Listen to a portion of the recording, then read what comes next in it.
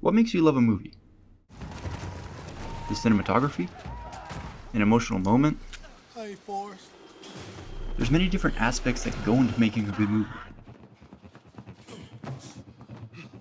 Personally, I love the small details that bring the film full circle.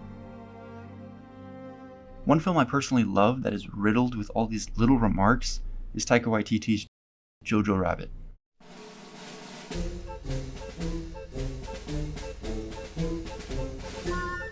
Thank you.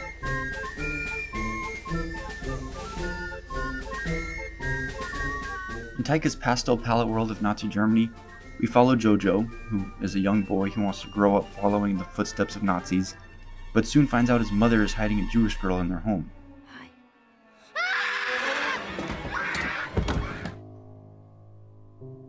You're growing up too fast.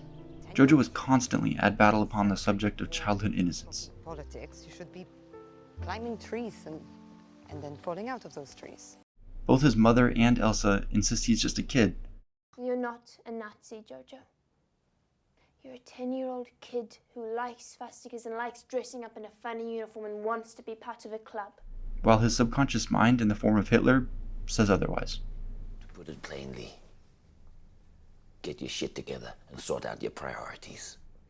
You're 10, Jojo. Start acting like it. Now, don't get it confused. I don't exactly mean the Chekhov's gun he lays throughout the story with the mother's shoes. And don't get me wrong, Taika does this beautifully, and he evokes such strong emotion by what we know is off-screen.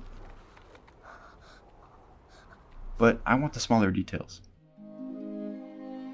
Now, there are some interludes that come back pretty fast. This includes the butterflies that Jojo's mother talks about. You'll feel it. It's a pain My ass, I bet. in your tummy. Like you're full of butterflies. Yuck.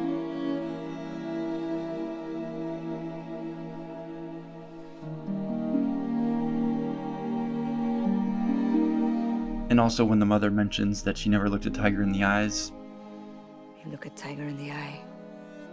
which Elsa soon does to the painting in their house. The ones I want to draw attention to are the ones you may have missed on your first viewing. At your surface, but you're only 11. I found at least 5 small facts that complete Jojo's character by the end of the film. Wait. The first one comes at the end of the film, after Jojo devises an escape plan for Elsa. Jojo Rabbit, 10 and a half years old. He stands in front of his mirror talking to himself, and this resembles the exact opening shot of the movie. Jojo Betzler, 10 years old. But he says 4 words to himself. Just do what you can. Now, why does this sound familiar? It's because his mother said it earlier in the film. What did they do? What they could. This is actually the first step of reflection that Jojo sees in himself. Come on. The second one comes just moments later when Jojo ties Elsa's shoes. Wait. Now, this one's probably a little bit more obvious than the others, but throughout the movie you can tell that Jojo can't tie his shoes. It's a reoccurring theme. What are we going to do with these laces, huh? His mother makes fun of him, ties his shoes. Hey! What's wrong with you? I'm worried about you, man. Are you drunk? And even after her passing, we still see that Jojo doesn't know how to tie shoes.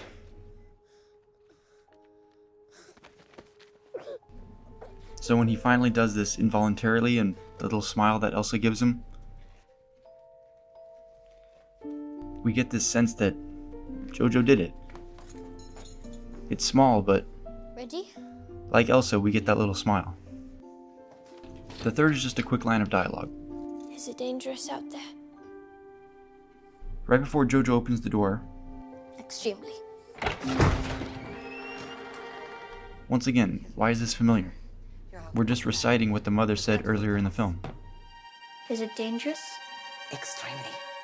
It's just a simple line of dialogue like this that adds to Jojo's character by the end of the film. Number 4, the snap. Now you might be asking yourself, what's the big deal? Jojo just snaps his fingers. Yes, but of course it has a deeper meaning. Let's go back to the first act of the film. Jojo and Yorkie are at camp. What does Jojo say in the tent? I met one, I'd kill it like that. Like that. He has this desire to cause violence, but he can't snap his fingers.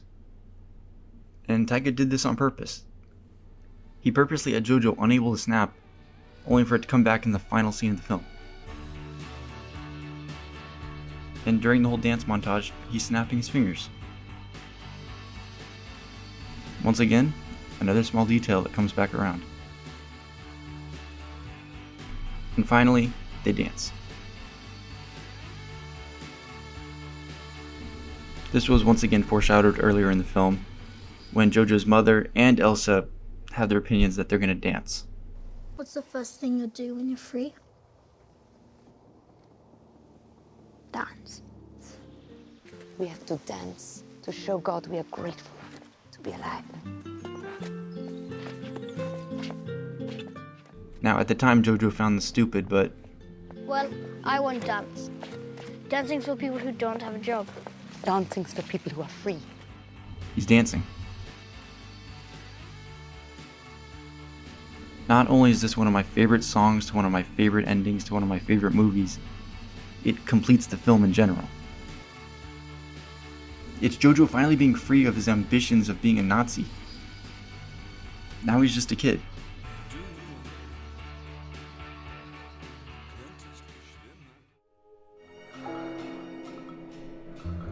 Now, what do mostly all of these details have in common?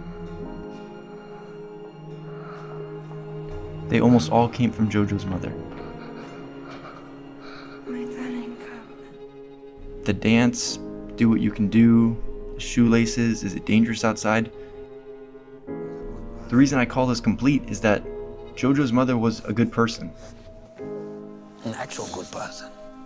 And although she's gone, we can see her living through Jojo. As the credits roll, Jojo isn't like his imaginary friend Hitler. He's more like his mother. Taika Waititi didn't just make a script that was funny. He takes you on a roller coaster of emotions. He makes it personal. These small details he includes in his writing complete his story. Scheiße. And with great writing like this, it's no question how he won so many awards. And the Oscar goes to Taika Waititi. Jojo Rabbit. This is really great. I dedicate this to all the Indigenous kids in the world who want to do art and dance and write stories. We are the original storytellers, and we can make it here as well. Thank you. Kia ora.